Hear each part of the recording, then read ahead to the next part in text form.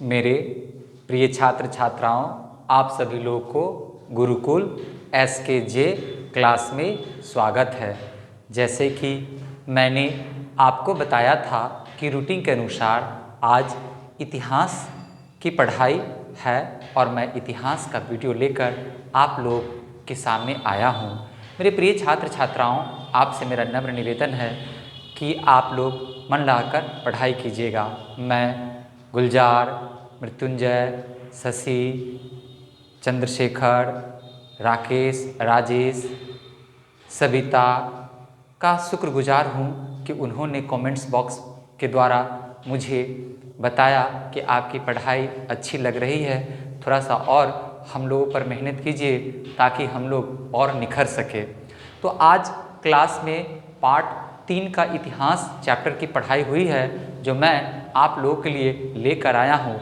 मेरे प्रिय छात्र छात्राओं, आप लोगों से मेरा नम्र निवेदन है कि आप लोगों ने जो मुझ पर विश्वास किया और मेरे द्वारा पढ़ाए गए सारे चीज़ों से आप लोग को बहुत लाभ हुई और आपने बहुत अच्छे नंबर लाए, और ख़ासकर मेरे गुरुकुल के सभी छात्रों ने जो सफलता का परचम लहराया, उसके लिए मैं आप समस्त सीतामढ़ी छात्रों को हार्दिक हार्दिक अभिनंदन करता हूँ और आप लोगों से माता सरस्वती के लिए प्रार्थना करता हूँ कि आप लोग के जीवन में इसी प्रकार से माता सरस्वती सफलता देती रहे। तो आइए हम लोग पढ़ाई की ओर चले। यहाँ पर लिखा हुआ है मेरे प्रिय छात्र छात्राओं, कक्षा 12 इतिहास पाठ 3। कक्षा 12 इतिहास पाठ 3 की पढ़ाई आज हुई है। पार्ट 3 की पढ़ाई आज हुई है और आइए हम लोग इस पार्ट 3 के जितने सारे ऑब्जेक्टिव क्वेश्चन पढ़े हैं, आज चैप्टर का फर्स्ट चैप्टर शुरू हुई है, तो उन सभी को लेकर मैं आपके पास आया हूँ। आज ज़्यादा कुछ खास ऑब्जेक्टिव क्वेश्चन नहीं बन पाए, क्योंकि नए चैप्टर जब होते हैं तो आप तो जानते हैं कि बच्चे सब लोग प्रश्न पूछते हैं और उनका जवाब देते देते क्लास में थोड़ा समय व्यतीत हो जाता है। तो आज जितने सारे प्रश्न हुए हैं क्लास में वो सब मैं लेकर आया हूँ। ये सारे प्रश्न आप लोगों के लिए कंपटीशन और आपका सिलेबस के लिए तो महत्वपूर्ण है ही। तो आइए पहला क्वेश्चन मेरे प्रिय छात्र छात्राओं हम लोग देखें कि पहला क्वेश्चन क्या है। तो पहला क्वेश्चन है कि मगध का किस नदी के व्यापार मार्ग पर नियंत्रण था। मगध को किस नदी पर व्यापार मार्ग का नियंत्रण था। तो निम्नलिखित नदियां थी। सबसे पहले नदियां थी गंगा, उसके बाद गंडक, उसके बाद सोन। फिर से एक बार क्वेश्चन सुन लीजिए कि मगध का किस नदी के व्यापार मार्ग पर नियंत्रण था। तो मगध का निम्नलिखित नदियों के मार्ग पर नियंत्रण था, जिसमें सबसे पहले था गंगा, उसके बाद गंडक, उसके बाद सोन। नदियों पर मगध का नियंत्रण था, जिससे इन सभी मार्गों से, नदियों के मार्गों से मगध का व्यापार होता था। दूसरा क्वेश्चन है कि बज्जिका को सामाजिक ग्रंथ में क्या कहा जाता है। दूसरा क्वेश्चन है मेरे प्रिय छात्र छात्राओं कि बज्जिका को सामाजिक ग्रंथ में क्या कहा जाता है। तो गणसंघ कहा जाता है। क्या कहा जाता है? गणसंघ। कल मैं क्लास में आपको बताऊंगा कि गणसंघ क्या है। कल मैं आपको क्लास में बताऊंगा मेरे प्रिय छात्र छात्राओं कि गणसंघ क्या है। आगे का क्वेश्चन, फिर अगला क्वेश्चन देखिए, फिर वही क्वेश्चन, बज्जिका को सामाजिक ग्रंथ में कहा गया है तो गणसंघ कहा गया। क्या कहा गया है मेरे प्रिय छात्र छात्राओं? तो गणसंघ कहा गया है। अवंती, तीसरा क्वेश्चन पर आइए, अगला क्वेश्चन पर मेरे प्रिय छात्र छात्राओं, अवंती महाजनपद की राजधानी कहाँ थी। तो महिष्मती थी। कहाँ थी? महिष्मती थी। अवंती महाजनपद की राजधानी कहाँ थी? तो महिष्मती थी। फिर से क्वेश्चन सुन लीजिए मेरे प्रिय छात्र छात्राओं, अवंती महाजनपद की राजधानी कहाँ थी? तो महिष्मती थी। उसके बाद चौथा क्वेश्चन पर आइए, कौशाम्बी को आधुनिक किस नाम से जाना जाता है। तो कन्नौज के नाम से जाना जाता है। यहाँ पर प्रश्न है मेरे प्रिय छात्र छात्राओं कि कौशाम्बी को आधुनिक किस नाम से जाना जाता है। तो कन्नौज के नाम से जाना जाता है। किसके नाम से जाना जाता है मेरे प्रिय छात्र छात्राओं? तो कन्नौज के नाम से जाना जाता है। अब अगला प्रश्न पर आइए, मंच चिन्ह वाले सिक्के बने होते थे। मंच चिन्ह वाले सिक्के बने होते थे। किससे बने होते थे? तो चांदी और तांबे से बने होते थे। चांदी और तांबे से बने होते थे। फिर से क्वेश्चन सुन लीजिए मेरे प्रिय छात्र छात्राओं कि मंच चिन्ह वाले सिक्के बने होते थे किससे? तो चांदी और तांबे के। चांदी और तांबे के बने होते थे। किससे बने होते थे? चांदी और तांबे के। मंच चिन्ह वाले सिक्के किससे बने होते थे? तो चांदी और तांबे से बने होते थे, चांदी और तांबे से बने होते थे। उसके बाद अगला प्रश्न पर आइए मेरे प्रिय छात्र छात्राओं, प्राचीन भारत की प्रारंभिक लिपि को क्या कहा जाता था? प्राचीन भारत की प्रारंभिक लिपि को क्या कहा जाता था? यह क्वेश्चन है। तो अगर यह क्वेश्चन परीक्षा में आ जाए या किसी कंपटीशन में आ जाए तो हम सीधे छाप देंगे ब्राह्मी लिपि कहा जाता था, ब्राह्मी लिपि कहा जाता था। उसके बाद है 16 महाजनपदों का उदय कब हुआ था? तो बुद्ध के काल में। अगर यह क्वेश्चन आ जाए परीक्षा में या किसी कंपटीशन में कि 16 महाजनपदों का उदय किस काल में हुआ था, तो हम लोग बड़ी आसानी से कह सकते हैं कि बुद्ध के काल में हुआ था। किस काल में हुआ था? बुद्ध के काल में हुआ था। किस काल में हुआ था? बुद्ध के काल में हुआ था। फिर से एक बार क्वेश्चन सुन लीजिए मेरे प्रिय छात्र छात्राओं कि प्राचीन भारत की प्रारंभिक 16 महाजनपदों का उदय कब हुआ था? किस काल में हुआ था? तो बुद्ध काल में हुआ था। फिर से क्वेश्चन सुन लीजिए कि 16 महाजनपदों का उदय हुआ था किस काल में हुआ था? तो बुद्ध काल में हुआ था। किस काल में हुआ था? तो बुद्ध काल में हुआ था। 8वां क्वेश्चन आइए, दुख निवारण के लिए बुद्ध ने बताया था, दुख निवारण के लिए बुद्ध ने क्या बताया था? तो अष्टांगिक मार्ग को बताया था। 8 मार्ग को उन्होंने बताया था जिसका अनुकरण करने से दुख दूर हो सकते हैं। ये सब दुख के कारण उन्होंने बताए थे। दुख निवारण मतलब दुख से मुक्ति के उन्होंने 8 मार्ग बताए थे। कितने मार्ग बताए थे मेरे प्रिय छात्र छात्राओं? 8 मार्ग।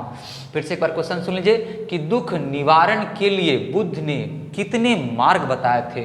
तो अष्टांगिक मार्ग बताए थे, मतलब 8 मार्गों को उन्होंने बताया था। 9वां क्वेश्चन, अशोक के अभिलेखों को पढ़ने वाला प्रथम व्यक्ति कौन था? अशोक के अभिलेखों को पढ़ने वाला प्रथम व्यक्ति कौन था? तो यहाँ पर क्वेश्चन है हम लोग को मेरे प्रिय छात्र छात्राओं कि अशोक के अभिलेखों को पढ़ने वाला प्रथम व्यक्ति कौन था? तो जेम्स प्रिंसेस था। जेम्स प्रिंसेस था। कौन था? James princess. फिर से एक बार क्वेश्चन सुन लीजिए, अशोक के अभिलेखों को पढ़ने वाला प्रथम व्यक्ति कौन था? तो जेम्स प्रिंसेस था। जेम्स प्रिंसेस था, प्रिसेंस था, जेम्स प्रिंसेस था।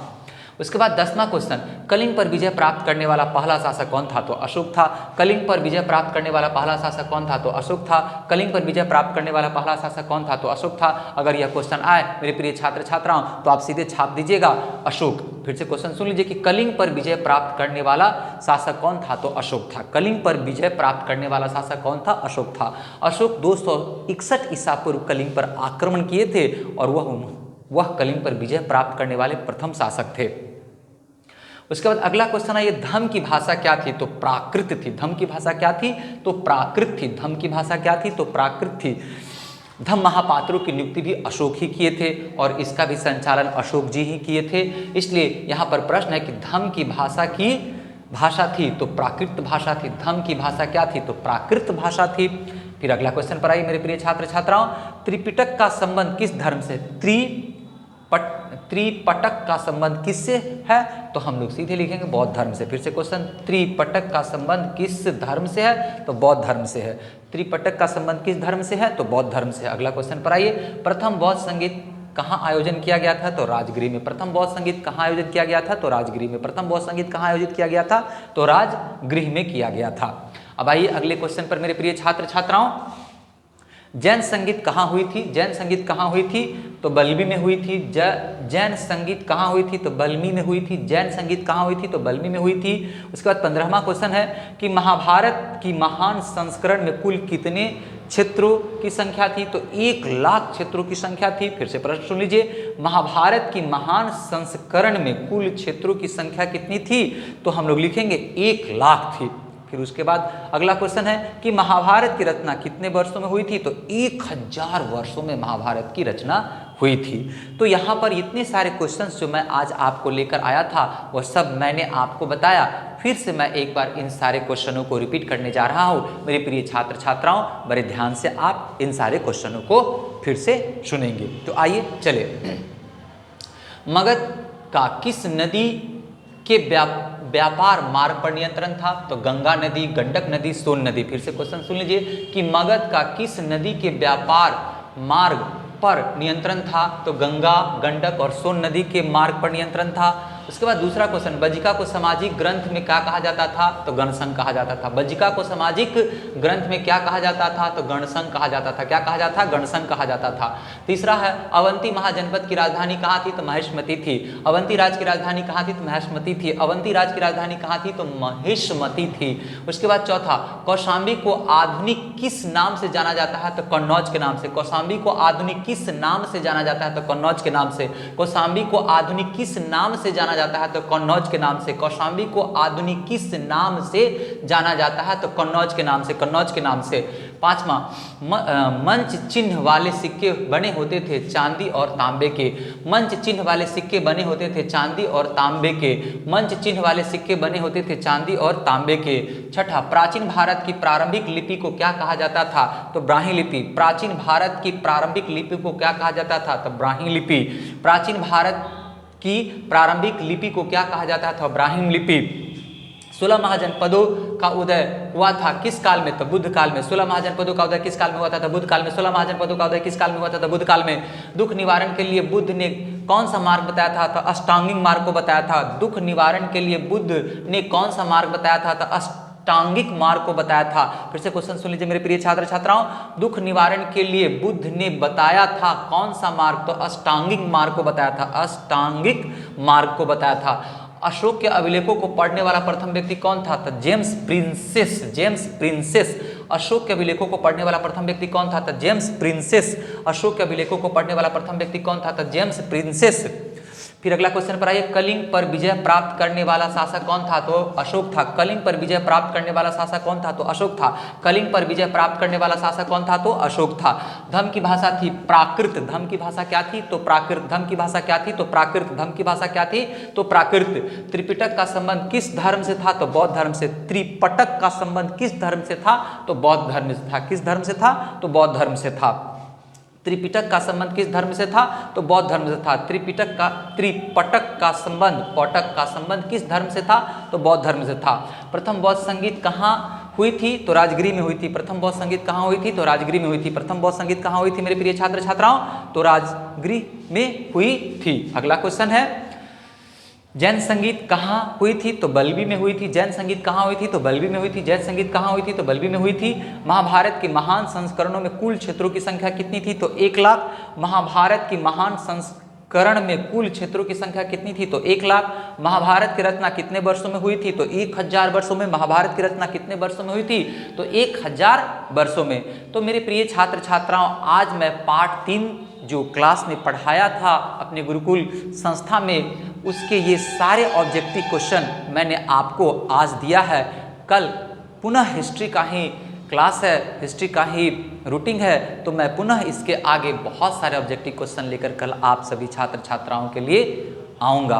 अब रिजल्ट आ गई है, चारों तरफ सफलताएं सभी बच्चों ने अपने अपना अर्जित किया है। अब आप लोग कमर कस लीजिए, क्योंकि 2024 आपके लिए है और 2024 में आप अपनी प्रतिभा का परचम किस प्रकार लहराएंगे उसकी नींव आज से ही आपको डालनी होगी। इसलिए मैं आप सभी छात्र छात्राओं से प्रार्थना करता हूं कि आप पूरी कमर कसकर तैयार होकर निरंतर अभ्यास करते हुए मेहनत कीजिए, ताकि 2024 आपकी सफलता का जसगान चौहों दिशाओं में कर सके।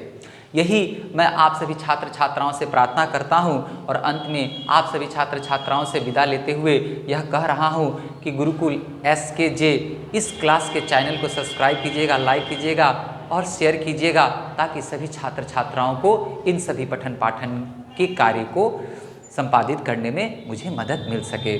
अभी मैं 2 दिन तक लगातार आपको ऑब्जेक्टिव क्वेश्चन दूंगा, उसके बाद सब्जेक्टिव क्वेश्चन, इसके सारे टॉपिक्स को मैं आपके पास लेकर आऊँगा। तो मैं आपसे प्रार्थना करता हूं कि आप लोग घर पर खूब अध्ययन करेंगे, मनन करेंगे। इसी के साथ मैं आज आप सभी लोगों से विदा लेता हूं। धन्यवाद।